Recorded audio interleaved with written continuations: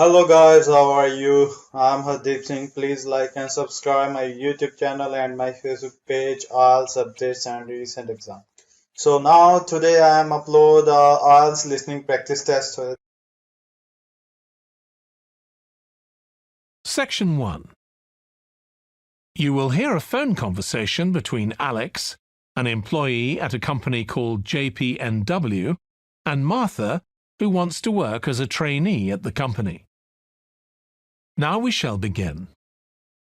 You should answer the questions as you listen because you will not hear the recording a second time. Listen carefully and answer questions 1 to 7. Hi, Alex. It's Martha Clines here. James White gave me your number.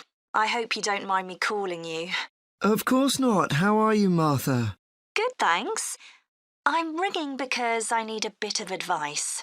Oh, yeah, what about? The training you did at JPNW a few years ago, I'm applying for the same thing. Oh, right, yes, I did mine in 2014. Best thing I ever did. I'm still working there. Really? What are you doing? Well, now I work in the customer services department, but I did my initial training in finance. I stayed there for the first 2 years and then moved to where I am now. That's the same department I'm applying for. Did you enjoy it? I was pretty nervous to begin with. I didn't do well in my exams at school, and I was really worried because I failed maths. But it didn't actually matter because I did lots of courses on the job. Did you get a diploma at the end of your trainee period? I'm hoping to do the one in business skills. Yes, that sounds good. I took the one on IT skills, but I wish I'd done that one instead. OK, that's good to know. What about the other trainees? How did you get on with them? There were about 20 of us who started at the same time, and we were all around the same age. I was 18, and there was only one person younger than me who was 17. The rest were between 18 and 20. I made some good friends. I've heard lots of good things about the training at JPNW. It seems like there are a lot of opportunities there. Yeah, definitely. Because of its size, you can work in loads of different areas within the organisation. What about pay? I know you get a lower minimum wage than regular employees. That's right, which isn't great, but you get the same number of days holiday as everyone else, and the pay goes up massively if they offer you a job at the end of the training period. Yeah, but I'm not doing it for the money. It's the experience I think will be really useful. Everyone says by the end of the year you gain so much confidence. You're right, that's the most useful part about it. There's a lot of variety too. You're given lots of different things to do. I enjoyed it all. I didn't even mind the studying. Do you have to spend any time in college? Yes, 1 day each month. So you get lots of support from both your tutor and your manager. That's good. And the company is easy to get to, isn't it? Yes, it's very close to the train station, so the location's a real advantage. Before you hear the rest of the phone conversation, you have some time to look at questions 8 to 10.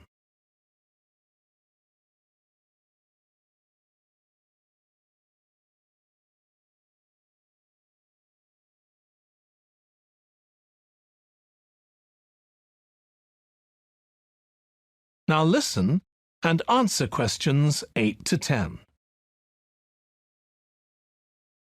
Have you got a date for your interview yet? Yes, it's on the 23rd of this month. So long as you're well prepared, there's nothing to worry about. Everyone's very friendly. I am not sure what I should wear. What do you think? Nothing too casual, like jeans, for example. If you've got a nice jacket, wear that with a skirt or trousers. OK, thanks. Any other tips? Well, I know it's really obvious, but arrive in plenty of time. They hate people who are late. So make sure you know exactly where you have to get to. And one other useful piece of advice my manager told me before I had the interview for this job is to smile. Even if you feel terrified, it makes people respond better to you. I'll have to practice doing that in the mirror. Yeah, well, good luck. Let me know if you need any more information. Thanks very much.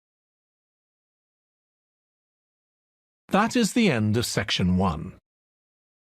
You now have half a minute to check your answers.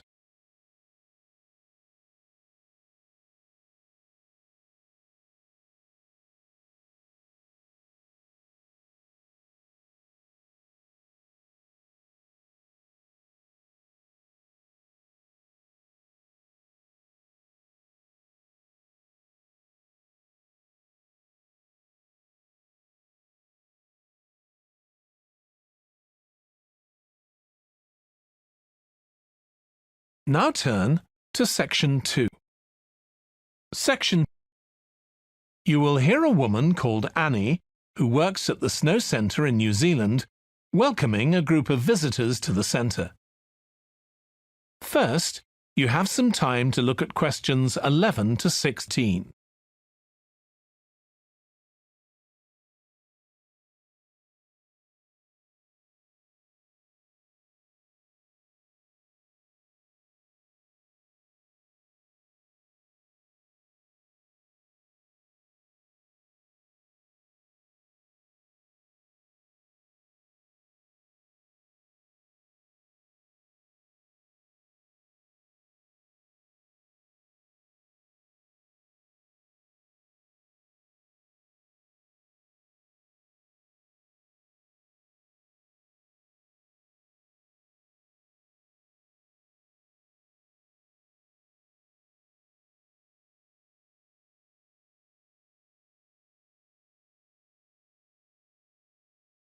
Now listen carefully and answer questions 11 to 16.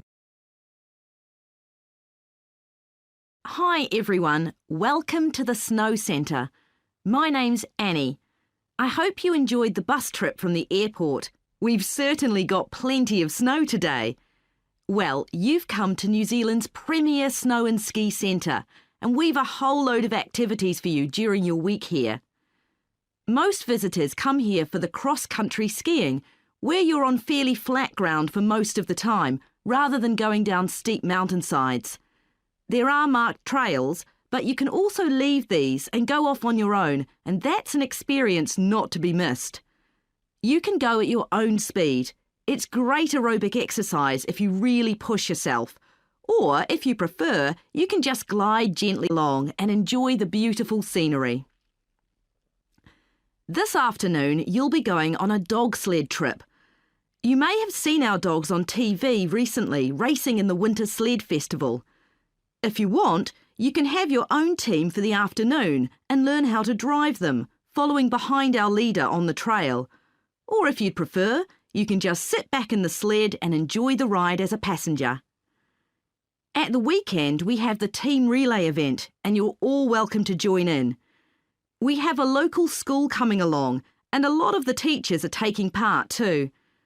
Participation rather than winning is the main focus, and there's a medal for everyone who takes part.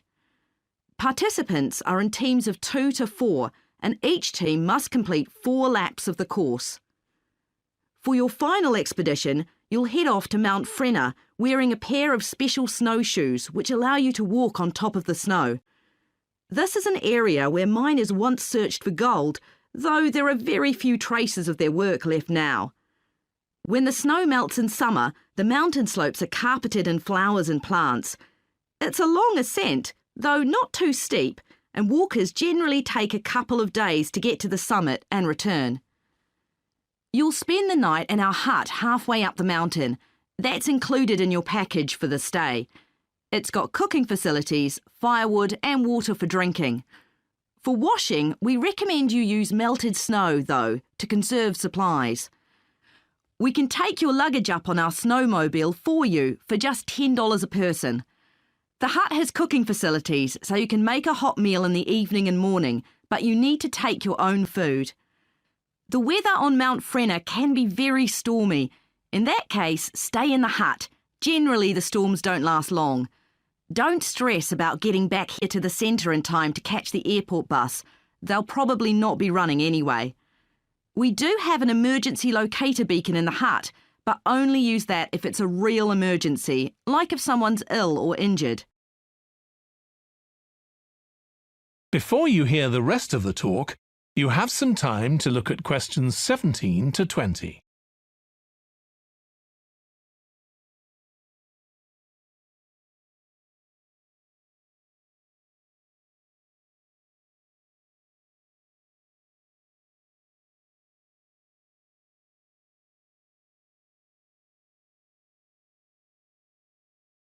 Now listen and answer questions 17 to 20. Now, let me tell you something about the different ski trails you can follow during your stay here. Highland Trail's directly accessible from where we are now. This trail's been designed to give first-timers an experience they'll enjoy regardless of their age or skill, but it's also ideal for experts to practice their technique. Then there's Pine Trail. If you're nervous about skiing, leave this one to the experts. You follow a steep valley looking right down on the river below. Scary! But if you've fully mastered the techniques needed for hills, it's great fun. Stony Trail's a good choice once you've got a general idea of the basics. There are 1 or 2 tricky sections, but nothing too challenging. There's a shelter halfway where you can sit and take a break and enjoy the afternoon sunshine. And finally, Losers Trail. This starts off following a gentle river valley, but the last part is quite exposed, so the snow conditions can be challenging. If it's snowing or windy, check with us before you set out to make sure the trail's open that day. Right, so now if you'd like to follow me, we'll get started. That is the end of section 2. You now have half a minute to check your answers.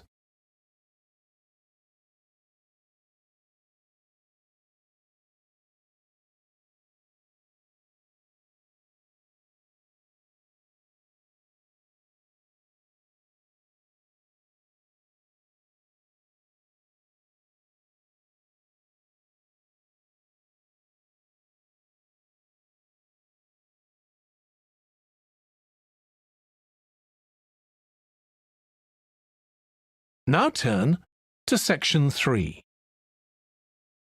Section 3. You will hear 2 students called Jack and Alice discussing food labels that give information on the nutritional value of foods. First, you have some time to look at questions 21 to 26.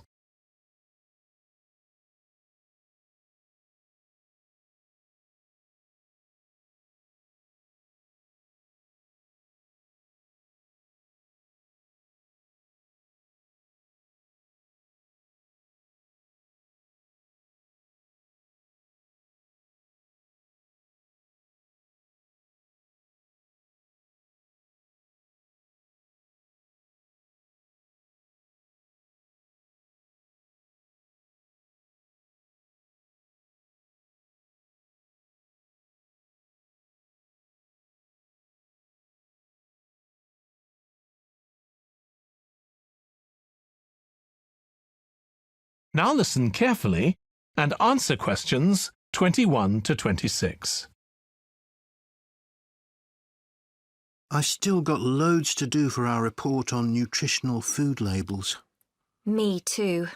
What did you learn from doing the project about your own shopping habits? Well, I've always had to check labels for traces of peanuts in everything I eat because of my allergy. But beyond that, I've never really been concerned enough to check how healthy a product is. This project has actually taught me to read the labels much more carefully. I tended to believe claims on packaging, like low in fat.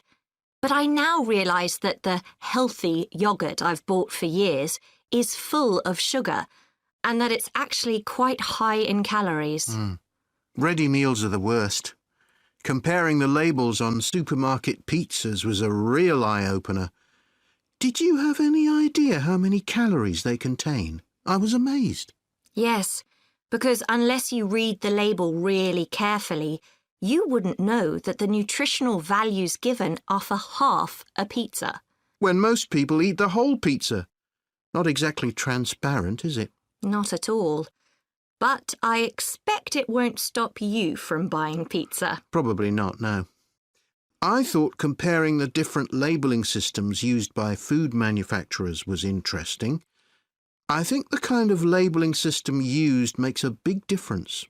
Which one did you prefer?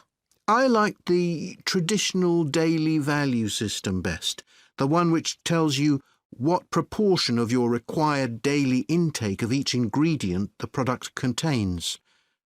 I'm not sure it's the easiest for people to use, but at least you get the full story. I like to know all the ingredients in a product, not just how much fat, salt and sugar they contain. But it's good supermarkets have been making an effort to provide reliable information for customers. Yes, there just needs to be more consistency between labelling systems used by different supermarkets, in terms of portion sizes, etc. The labels on the different brands of chicken flavour crisps were quite revealing too, weren't they? Yeah. I don't understand how they can get away with calling them chicken flavour when they only contain artificial additives. I know. I'd at least have expected them to contain a small percentage of real chicken. Absolutely. I think having nutritional food labelling has been a good idea, don't you? I think it will change people's behaviour and stop mothers, in particular, buying the wrong things. But didn't that study kind of prove the opposite? People didn't necessarily stop buying unhealthy products. They only said that might be the case. Those findings weren't that conclusive, and it was quite a small-scale study. I think more research has to be done. Yes, I think you're probably right. Before you hear the rest of the discussion, you have some time to look at questions 27 to 30.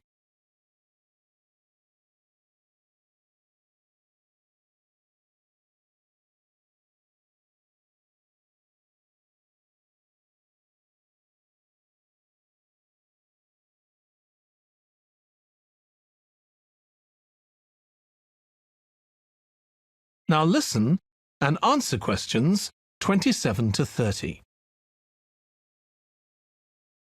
What do you think of the traffic light system?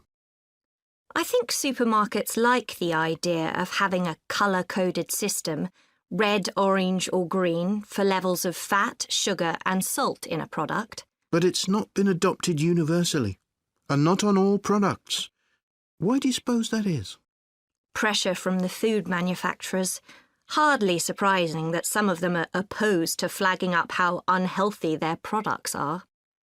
I'd have thought it would have been compulsory. It seems ridiculous it isn't. I know.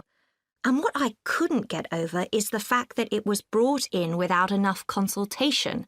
A lot of experts had deep reservations about it. That is a bit weird.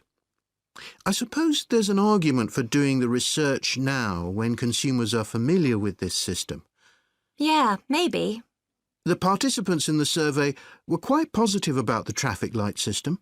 But I don't think they targeted the right people. They should have focused on people with low literacy levels, because these labels are designed to be accessible to them. Yeah. But it's good to get feedback from all socio-economic groups, and there wasn't much variation in their responses. No. But if they hadn't interviewed participants face-to-face, they could have used a much bigger sample size. I wonder why they chose that method. Dunno. How were they selected? Did they volunteer or were they approached? I think they volunteered. The thing that wasn't stated was how often they bought packaged food. All we know is how frequently they use the supermarket. That is the end of section 3. You now have half a minute to check your answers.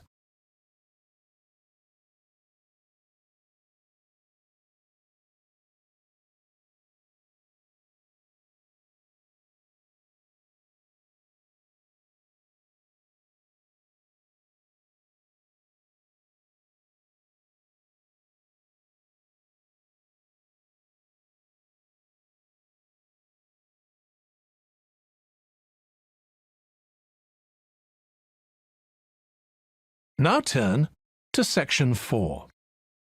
Section You will hear part of a presentation by a history student about the history of coffee. First, you have some time to look at questions 31 to 40.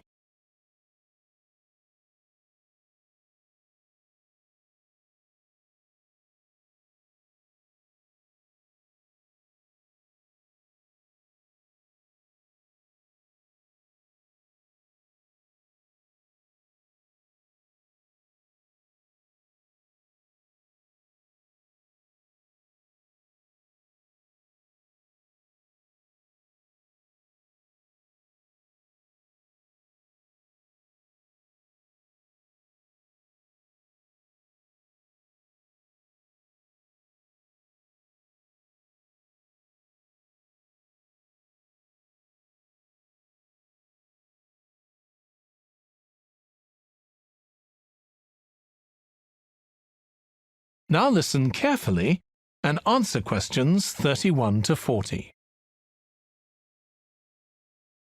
In my presentation, I'm going to talk about coffee and its importance both in economic and social terms.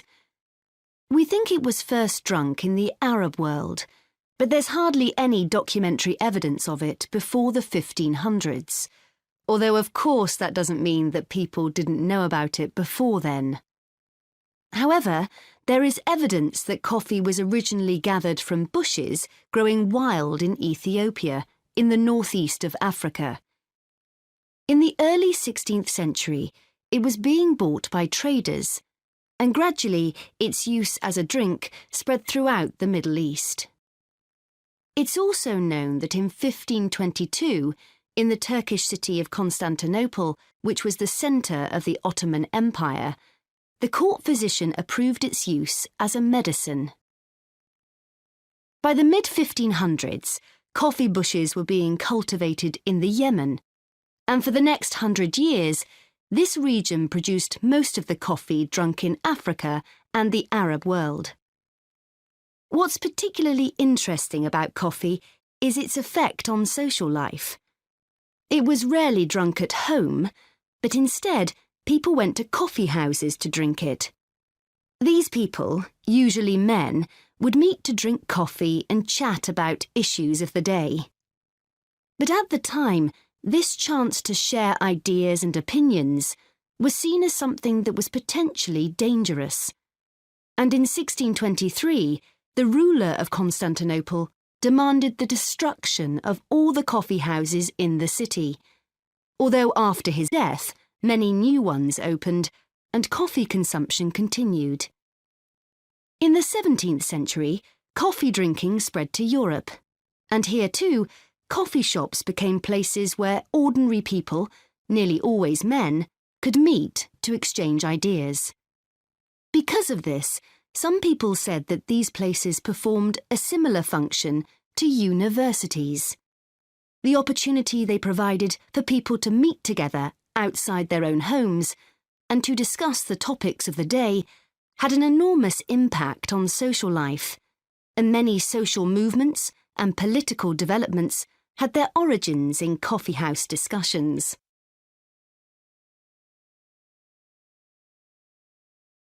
In the late 1600s, the Yemeni monopoly on coffee production broke down, and coffee production started to spread around the world, helped by European colonization. Europeans set up coffee plantations in Indonesia and the Caribbean, and production of coffee in the colonies skyrocketed. Different types of coffee were produced in different areas, and it's interesting that the names given to these different types, like Mocha or Java coffee, were often taken from the port they were shipped to Europe from. But if you look at the labour system in the different colonies, there were some significant differences. In Brazil and the various Caribbean colonies, coffee was grown in huge plantations, and the workers there were almost all slaves. But this wasn't the same in all colonies. For example, in Java, which had been colonised by the Dutch, the peasants grew coffee and passed a proportion of this on to the Dutch, so it was used as a means of taxation. But whatever system was used, Under the European powers of the 18th century, coffee production was very closely linked to colonisation. Coffee was grown in ever-increasing quantities to satisfy the growing demand from Europe, and it became nearly as important as sugar production, which was grown under very similar conditions. However, coffee prices were not yet low enough for people to drink it regularly at home, so most coffee consumption still took place in public coffee houses, and it still remained something of a luxury item. In Britain, however, a new drink was introduced from China and started to become popular, gradually taking over from coffee, although at first it was so expensive that only the upper classes could afford it. This was tea, and by the late 1700s it was being widely drunk. However, when the USA gained independence from Britain in 1776, they identified this drink with Britain, and coffee remained the preferred drink in the USA, as it still is today. So, by the early 19th century, coffee was already being widely produced and consumed. But during this century, production boomed and coffee prices started to fall. This was partly because new types of transportation had been developed, which were cheaper and more efficient. So now, working people could afford to buy coffee. It wasn't just a drink for the middle classes. And this was at a time when large parts of Europe were starting to work in industries. And sometimes this meant their work didn't stop when it got dark. They might have to continue throughout the night. So the use of coffee as a stimulant became important. It wasn't just a drink people drank in the morning for breakfast. There were also changes in cultivation. That is the end of section 4. You now have half a minute to check your answers.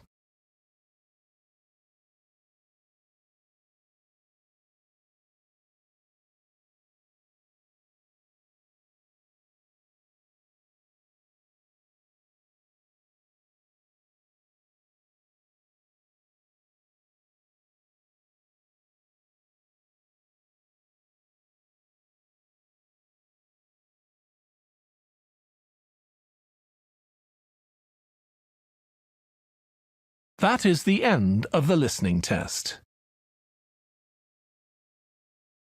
Thanks for listening. God bless you all. Don't forget like, subscribe and share my YouTube channel, my Facebook page, IELTS updates and recent exam. For more material, visit my website www.ieltsupdatesandrecentexam.com. The link is also given below in the description. Please write your score below the comment section, how many score you get in this IELTS listening test. Please like my channel for more IELTS listening practice test. Thanks for listening. God bless you all.